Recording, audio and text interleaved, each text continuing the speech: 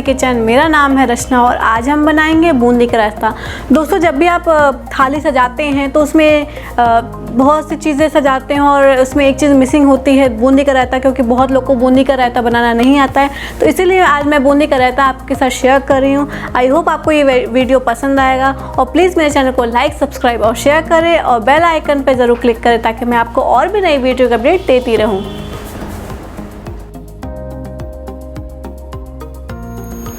तो चलिए अब हम स्टार्ट करते हैं अपने बूंदी का रायता बनाना। बूंदी का रायता बनाने के लिए मैंने लिया है 1 कटोरी बूंदी, 600 ग्राम दही, आधा चम्मच चाट मसाला, 1/4 चम्मच लाल मिर्च पाउडर, थोड़ी सी कटी हुई धनिया की पत्ती, 1/4 चम्मच रायता मसाला, 3 से 4 कटे हुई हरी मिर्च, आधा चम्मच नमक और 1 चम्मच जीरा पाउडर। तो फ्रेंड्स, सबसे पहले हम गर्म पानी लेंगे एक बाउल में और जो हमारी ये बूंदी इसको डाल देंगे ताकि ये थोड़ी सी फूल जाए और इसको हम 5 मिनट के लिए ढक के रख देंगे। तो फ्रेंड्स, जितनी देर में हमारी बूंदी फूलती है उतनी देर में पहले हम अपना जो दही है उसको हम फेंट लेते हैं। तो मैंने लिया है यहाँ पे, आप चम्मच भी ले सकते हैं।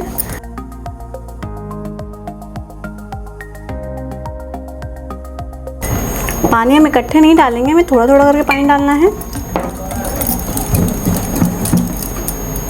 तो आई थिंक ये हो गया है।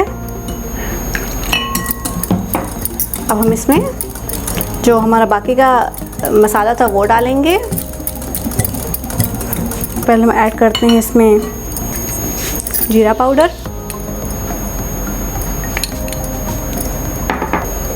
लाल मिर्च पाउडर,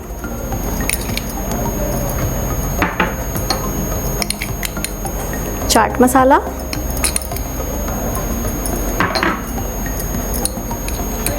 रायता मसाला, नमक,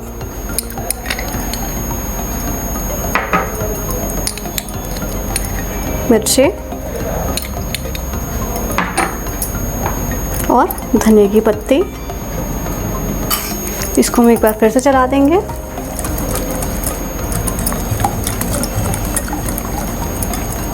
तो जो हमारा जो बूंदी था वो फूल गया होगा, तो इसको हम देख लेते हैं कि कैसे हुआ है वो, उसको हम निकाल लेते हैं।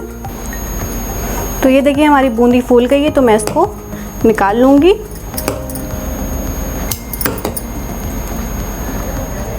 तो ये हमारा फूल गया है, तो हम इसको इस बाउल में डाल देंगे और इसको साइड रख देंगे।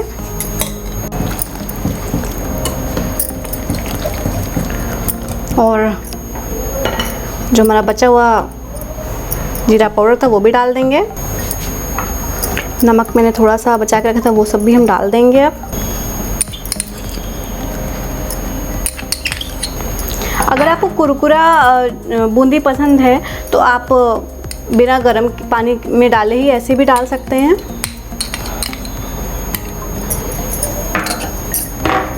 ये देखिए हमारा जो रायता है वो बन चुका है और ये खाने के लिए तैयार है। तो दोस्तों, आई होप आपको मेरा बूंदी का रायता पसंद आया होगा।